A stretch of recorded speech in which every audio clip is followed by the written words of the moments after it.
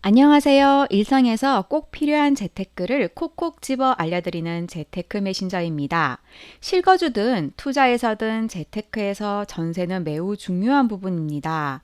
실거주자는 전세라는 제도를 통해 거주하고 싶은 지역에 매매가 대비 저렴하게 거주할 수 있고, 투자자는 매매가와 전세가 차이를 이용한 소위 갭 투자 방식으로 부동산 투자를 할 수 있습니다. 아마 세입자로서 또는 집주인으로서 누구나 전세 계약을 한 번쯤은 해보셨을 겁니다. 이만큼 우리 일상생활에서 절대 빼놓을 수 없는 제도인데요. 주변을 둘러보면 전세 계약 시 유의할 점을 알아보시지 않고 무턱대고 계약 장소에 가시는 분들이 많으신 것 같습니다. 사실 이런 내용은 누군가 똑부러지게 알려주지 않아서 계약하고 후회하는 경우도 많은데요. 그래서 오늘 준비했습니다. 전세 계약 시 유의해야 할 점과 전세 사기 유형과 대처법도 알려드리겠습니다. 전세 계약 예정이시라면 오늘 내용 놓치지 마시고 끝까지 시청하시기 바랍니다. 재테크 메신저 지금 시작합니다. 전세 보증금은 거의 전 재산에 해당할 만큼 아주 큰 돈입니다. 그런데도 우리는 전세 계약 시 유의해야 할 점을 잘 알지 못합니다. 전세 계약도 전략적으로 하셔야 합니다. 그렇지 않으면 소중한 내 전세금이 한순간 날아갈 수도 있습니다. 우선 전세 계약을 하기 위해서는 손품과 발품을 통해 전셋집을 구경해야 합니다. 부동산마다 가지고 있는 매물이 다르기 때문에 세 군데 정도 부동산 중개소를 선정한 뒤에 집 구경을 합니다. 집 구경을 하기 전에 미리 눈여겨봐야 할 체크 항목을 작성하세요. 집집마다 해당 체크 항목에 대해 간단한 메모를 합니다. 그렇지 않으면 여러 집을 구경하기 때문에 나중에 헷갈려서 기억을 할 수 없기 때문입니다. 또한 살고 계신 분께 실거주의 문제점을 물어봅니다. 불편한 점은 없는지 꼭 물어보시고요. 만약 대답이 두루뭉실하다면 디테일하게 물어봅니다.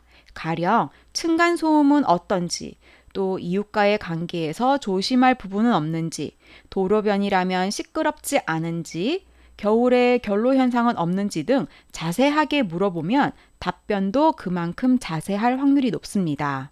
집 구경 후 한 집을 선정하셨다면 계약금을 보내실 텐데요. 계약금은 보통 전세 금액의 10% 정도를 송금합니다. 일단 계약금을 송금하면 돌려받을 수 없다는 점 알고 계셔야 합니다. 반대로 세입자가 계약금을 송금했는데 임대인 쪽에서 취소하려고 한다면 배액배상하셔야 합니다. 즉 계약금의 2배를 보내야 계약이 취소됩니다. 계약금 송금 전에 필요한 부분은 미리 협의하시는 게 좋습니다. 일단 계약금이 송금되면 요구할 수 있는 사항이 줄어듭니다. 가장 일반적인 부분이 하자 보수입니다. 가령 싱크대가 너무 낡았다던가 방충망에 구멍, 결로 현상 등이 보인다면 계약 전 미리 집주인에게 수리해달라고 요청하셔야 합니다. 집주인이 수락했다면 본 계약 시 계약서에 임대인은 잔금일까지 수리하여 임차한다 라는 특약 문구도 꼭 넣으셔야 합니다. 구두로 수리해준다 해놓고 집주인이 나 몰라라 하면 애타는 건 결국 세입자입니다. 만약 전세자금 대출을 받아야 한다면 이것도 미리 임대인과 협의하셔야 합니다. 협의했다면 본계약 시 전세자금 대출을 받으며 임대인은 이에 협조한다 라는 문구를 넣습니다. 전세자금 대출을 받으면 임대인에게 확인 전화가 옵니다. 그리고 전세 보증금을 반환할 때 대출금만큼은 은행에 송금해야 하기 때문에 임대인이 조금 번거로울 수 있으므로 미리 협의가 되는 것이 중요합니다. 전세금 반환이 걱정될 때는 전세보증보험 가입도 방법입니다. 전세보증보험은 서울보증보험, 주택도시보증공사, 한국주택금융공사에서 조건에 맞게 선택 가입할 수 있습니다. 보증비용은 들지만 그만큼 내 전세금을 안전하게 보호할 수 있으므로 충분히 고려해 볼 만합니다. 또한 중개수수료도 본 계약 전에 협의하세요. 중개수수료는 법정 상한 수수료율 내에서 협의가 가능합니다. 하지만 계약서를 작성하고 나면 협의를 잘 해주지 않으니 계약서 작성 전에 먼저 협의하셔야 합니다. 중개 수수료는 이사하고 잔금날, 임대인에게 요구한 하자사항이 완료되었는지 확인 후에 입금하시면 됩니다. 본계약을 하게 되는데요. 이날이 진짜 중요한 날입니다.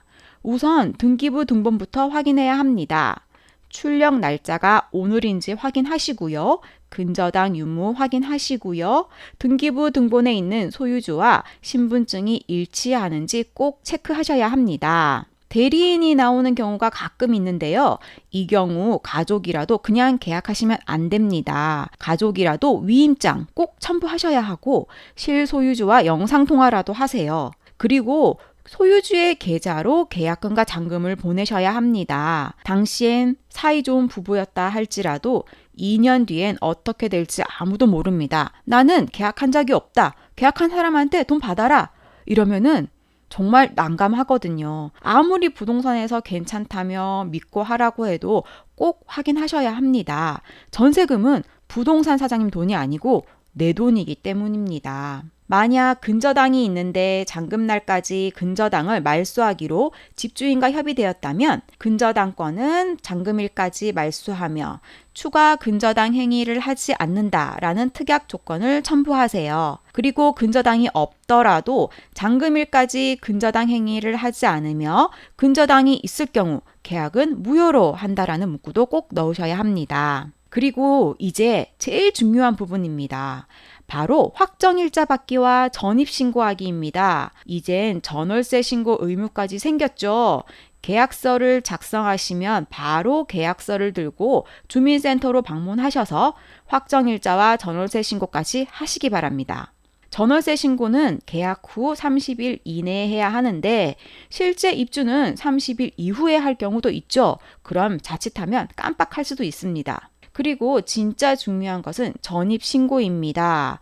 보통은 이삿날 전입신고 하시는데요. 이사하느라 바쁘고 정신이 없어서 그 다음날에 전입신고 하시는 분도 봤습니다. 하지만 여기에 법제도에 맹점이 있다는 것 아시나요? 기사를 하나 보시겠습니다. 몇 년 전 유명했던 반포아파트 전세 사기 사건입니다. 2020년 3월에 있었던 일이죠. 집주인이 전세로 살기로 계약하고 매매를 체결했습니다. 이 당시 잠깐 부동산이 하락하던 시기였는데요. 시가보다 2억 원 더 비싸게 매매하겠다는 매수자의 감언이설로 매도자는 매매 계약을 체결했습니다. 매도인은 매매 당일 곧바로 주민센터에 가서 전세 계약서를 제출하고 전입신고와 함께 확정일자까지 받았습니다. 그리고 며칠 뒤 전세권 설정까지 했는데요. 등기부 등본의 을구 순서를 한번 보겠습니다. 매수자는 대부업체를 통해 주택담보대출을 받았습니다. 그런데 근저당권 설정이 전세권 설정보다 더 우선순위입니다. 이 집은 매수자가 대출을 갚지 않으면 경매로 넘어가겠죠? 그러면 전세금 12억 5천만 원을 그냥 날리게 됩니다. 선순위에서 밀렸기 때문입니다. 분명히 매매하자마자 주민센터로 가서 전입신고와 함께 확정일자를 받았는데도 왜 이런 일이 생겼을까요? 같은 날 근저당과 전입신고가 발생하면 근저당이 우선이기 때문입니다. 근저당은 주택담보대출을 실행한 당일날부터 효력이 발생하는 반면 전입신고의 효력은 다음 날 0시부터 효력이 발생하기 때문입니다. 전입신고를 해야만 대항력이 생깁니다. 대항력이란 내 돈을 선순위로 보호받을 수 있는 힘입니다. 이분의 경우 근저당의 효력은 3월 6일부터 발생하고 전입신고의 대항력은 3월 7일부터 발생하니 순위가 밀려버린 것이죠. 이런 경우도 있습니다. 전입신고는 안 하고 확정일자는 했어요. 내 돈을 보호받을 수 있나요? 전입신고 없는 확정일자는 아무 의미가 없습니다. 왜냐하면 확정일자는 우선 변제권의 효과가 있는데요. 우선 변제권이란 경매에서 돈을 받을 수 있는 순위 결정권이라고 생각하시면 됩니다. 이 우선 변제권은 대항력이 갖춰졌을 때 효력이 있습니다. 즉, 전입신고로 인한 대항력이 있어야만 확정신고의 효력이 발생하는 것이죠. 그러니 전입신고와 확정일자를 다 받으셔야 합니다. 집주인이 전입신고는 안 되고 확정일자만 된다고 하면 계약하지 마세요. 그럼 전입신고가 근저당보다 효력 발생일이 늦다면 어떻게 해야 할까요?